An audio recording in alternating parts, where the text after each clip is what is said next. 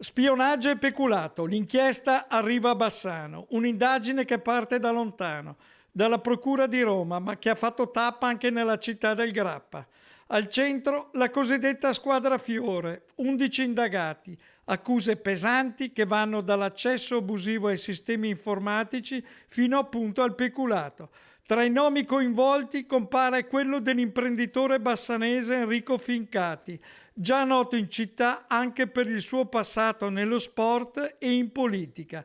Nella sua abitazione di Viale Venezia i carabinieri del ROS hanno eseguito nei giorni scorsi una perquisizione, sequestrando documenti e materiale informatico. Secondo quanto emerge, l'indagine ruota attorno a un presunto sistema di dossieraggi illeciti e raccolta di informazioni riservate. Un'indagine che, stando agli inquirenti romani, sarebbe stata portata avanti anche grazie al contributo di figure con accesso a dati sensibili.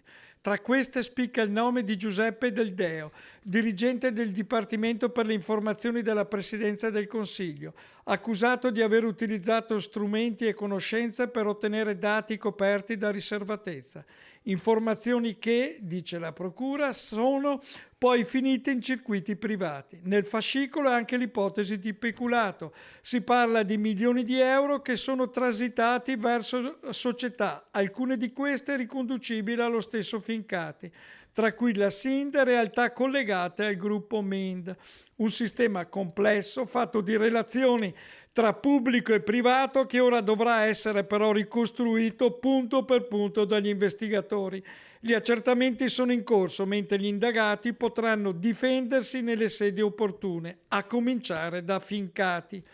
Bassano osserva ancora una volta al centro di una vicenda che intreccia affari, sicurezza e potere, ricordando che un'inchiesta non vuol dire colpevolezza, ma serve per accertare quello che realmente è accaduto. E Fincati, fino a prova del contrario, è innocente.